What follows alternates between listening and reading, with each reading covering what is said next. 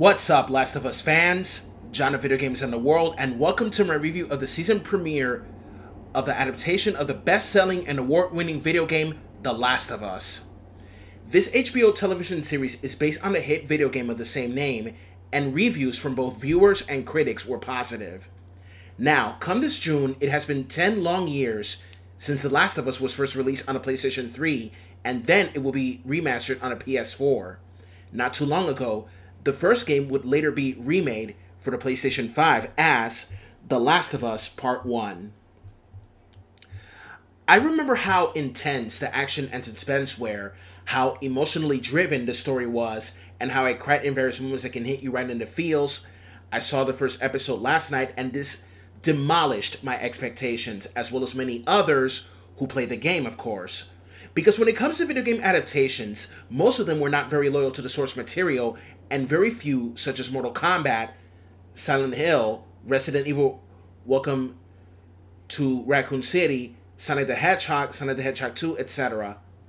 But this episode, wow. So far is faithful to the source material, seeing how it all begins. Let us review this episode right now. Our story begins in a 1960s talk show where a scientist is being interviewed about viruses. He describes a virus that is even more dangerous than any other type that can drive the human race to extinction. A virus related to fungus or fungi. Years later, Joel Miller tries to escape with his brother and daughter to safety when the apocalypse begins and tragedy strikes. 20 years have passed since then, and humanity has adapted to a new world. Joel then must smuggle a young girl to an anti-military faction known as the Fireflies, but he then discovers a disturbing revelation.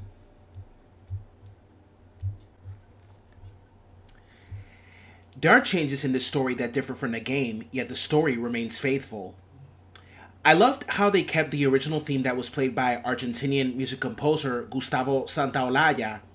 Santaolalla composed for both the first and second game, and he composed for Jane the Virgin, Making a Murderer, Babel, and Oscar-winning film Brokeback Mountain.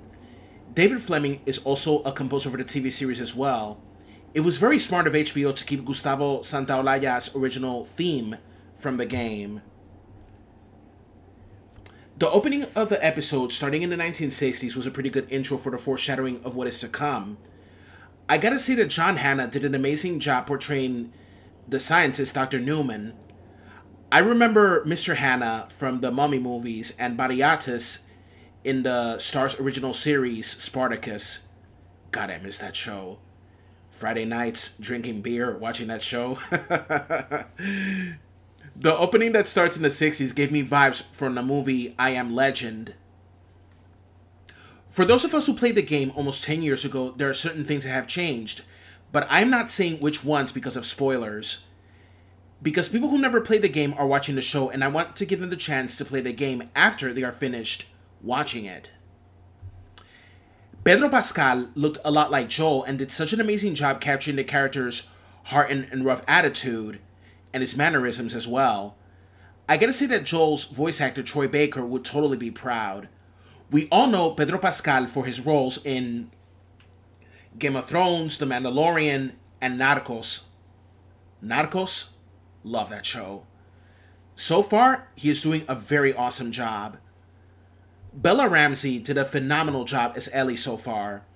Although she never played the game, I gotta say that she did a very awesome job as she has also captured Ellie's foul mouth and violent temper. More than 100 actors have been considered for the role of Ellie. The producer sought a performer who could portray a resourceful, quirky, and potentially violent character. After watching Ramsey's audition tape, they reached out to David Benioff and D.B. Weiss, showrunners of Game of Thrones, in which Ramsey had starred, who assured them of her talent. Ramsey secured the role less than a month after her audition. She received news of her casting during production on a different project. She said the show feels like the biggest thing she has ever done, and was immediately comforted by that Pascal would perform alongside her for the entire experience. It was really cool how she doesn't replicate the character from the game, but honestly, she was perfect doing the character in her own way. Anna Torv of Heavenly Sword fame plays the character of Tess in the show, while Annie Wershing voices a character in the game. Torv did really good so far as a character. Gabriel Luna's performance as Tommy was also really good and captured a sense of humor and mannerisms. We all know Jeffrey Pierce is the original Tommy, but Luna did pretty good in the show. Nico Parker did really good as Sarah. Parker was aware of the game, but she did not want to replicate the character. She did it in her own way and did a very good job as well. I'm also very happy to see that Merle Dandridge reprised her character once again. No one like Merle. No one. And finally, to wrap this up, the show is off to a very good start.